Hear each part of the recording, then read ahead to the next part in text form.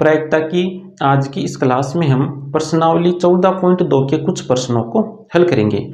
तो पहला प्रश्न देखो, इस प्रश्न में हमें एक प्रतिदर्श समष्टि दी गई है S, और इस प्रतिदर्श समष्टि S के जो प्रतिदर्श बिंदु हैं वो हैं W1, W2, W3, W4, W5, W6 और W7।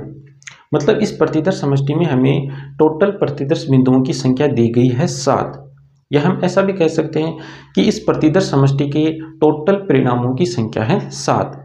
तो ये जो इस प्रतिदर्श समष्टि के जो परिणाम हैं या ये जो प्रतिदर्श बिंदु हैं, इन प्रतिदर्श बिंदुओं की यहाँ पर कुछ प्रायिकताएं निर्धारित की गई हैं। पहली प्रायिकता कुछ इस प्रकार निर्धारित की गई है, दूसरी प्रायिकता कुछ इस प्रकार निर्धारित की गई है, तीसरी प्रायिकता इस प्रकार निर्धारित की गई है। इस प्रकार इन परिणामों की यहाँ पर टोटल 5 प्रायिकताएं निर्धारित की गई हैं। अब यहाँ पर हमें ये बताना है कि ये जो परिणामों की प्रायिकताएं निर्धारित की गई हैं, ये प्रायिकताएं वैध हैं या वैध नहीं है, मतलब सही है या गलत, ये हमें बताना है। तो देखो, परिणामों की प्रायिकता वैध कब होती है? परिणामों की प्रायिकता वैध तब होगी जब ये दो अभिग्रहितों को संतुष्ट करते हों। दो अभिग्रहित कौन से? पहला अभिग्रहित, परिणामों की जो प्रायिकता है वो प्रायिकता इस संवृत अंतराल 0,1 इसके बीच की कोई संख्या होनी चाहिए। इस अंतराल में से उन परिणामों की प्रायिकता होनी चाहिए। दूसरा अभिग्रहित ये है कि परिणामों की प्रायिकता का हम योग करें तो योग हमें मिलना चाहिए 1। तो यदि इन दो अभिग्रहितों का यहाँ पर पालन हो रहा है तब तो ये प्रायिकताएं वैध होगी, अन्यथा ही वैध नहीं होगी। पहली प्रायिकता की हम बात करते हैं। तो पहली प्रायिकता है ये। अब देखो, इन परिणामों की जो प्रायिकताएं दी गई हैं, ये प्रायिकताएं इस संवृत अंतराल से आ रही है, मतलब इस पहले अभिग्रहित को संतुष्ट कर रही है।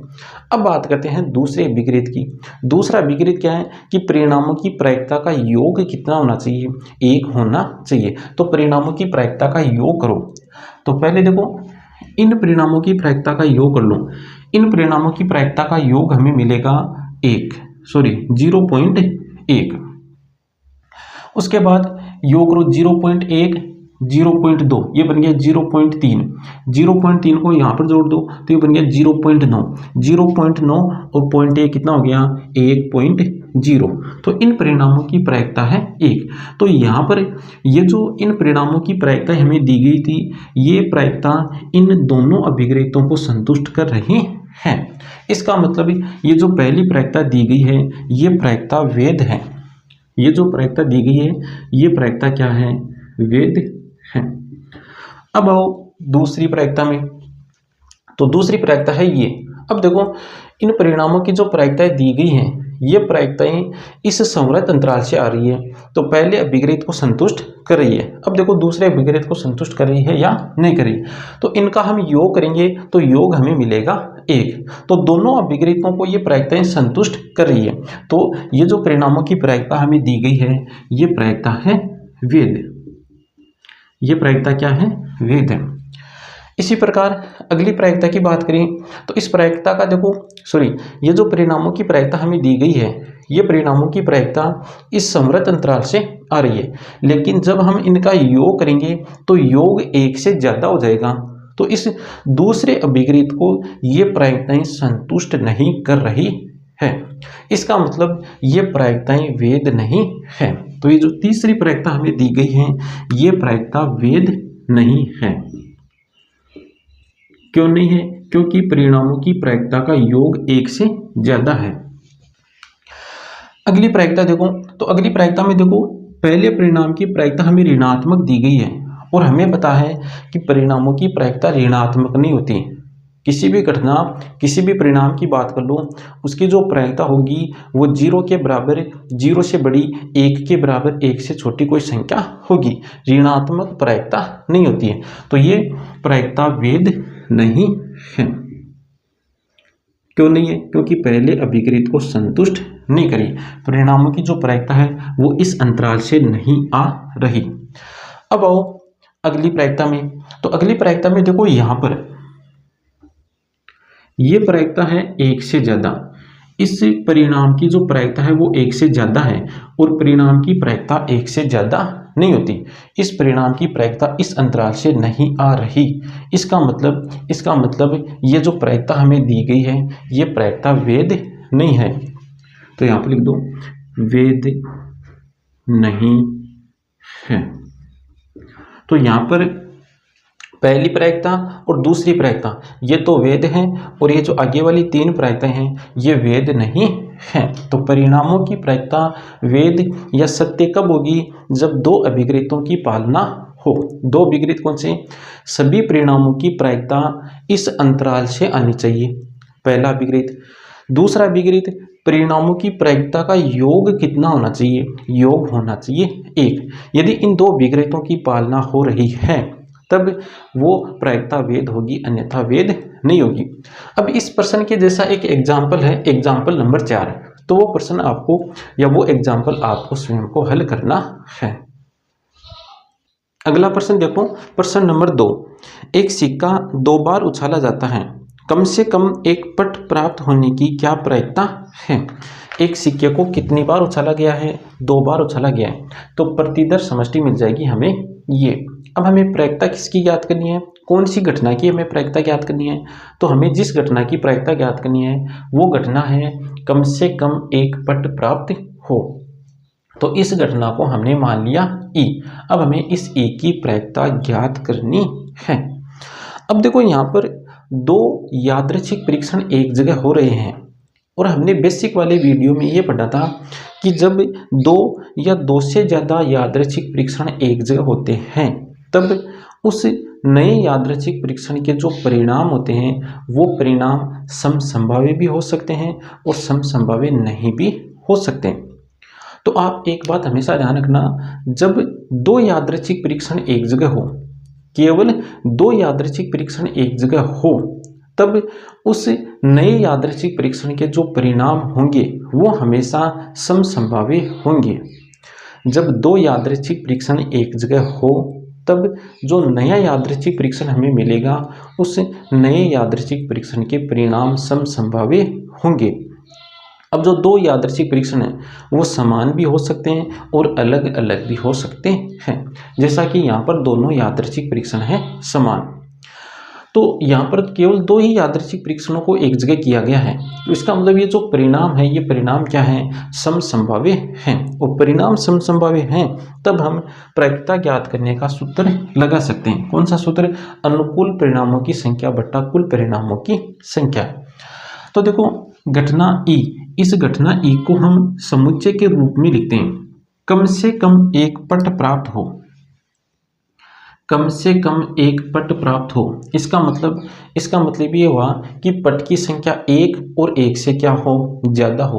तो ऐसे परिणाम देखो जिनमें पट की संख्या 1 और 1 से ज़्यादा है, तो ये परिणाम है जिनमें पट की संख्या 1 या 1 से क्या है? ज़्यादा है। तो इस घटना ई के प्रतिदर्श बिंदु हैं एच टी, टी एच और टी टी। तो घटना ई की प्रायिकता बराबर अनुकूल परिणामों की संख्या, तो अनुकूल परिणामों की संख्या है 3 बट्टा कुल परिणामों की संख्या है 4। तो घटना ई की प्रायिकता आ गई 3 बट्टा 4। तो इस प्रकार हमें इस प्रश्न को हल करना है। अगला प्रश्न देखो, इस प्रश्न में हमें यादृच्छिक परीक्षण दिया गया है एक पास्य को उछालने का। तो एक पास्य को उछालने पर जो प्रतिदर्श समष्टि बनेगी वो बन जाएगी इस प्रकार। अब हमें ये कुछ घटनाएं दी गई हैं और इन घटनाओं की हमें प्रायिकता ज्ञात करनी है। तो पहले तो हम इन घटनाओं को लिखेंगे समुच्चय के रूप में। तो देखो समुच्चय के रूप में लिखते हैं, उसके बाद ज्ञात करेंगे इन घटनाओं की प्रायिकता। तो घटना ए को समुच्चय के रूप में लिखते हैं। घटना ए है क्या? तो घटना ए है एक अभाज्य संख्या प्रकट हो।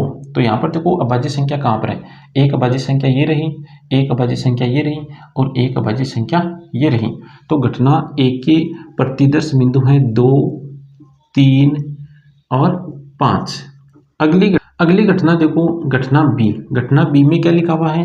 3 या 3 से बड़ी संख्या प्रकट हो। तो 3 या 3 से बड़ी संख्या देखो कहाँ पर है? तो यहाँ पर है। तो घटना बी के प्रतिदर्श बिंदु हैं 3, 4, 5 और 6। अगली घटना देखो घटना सी।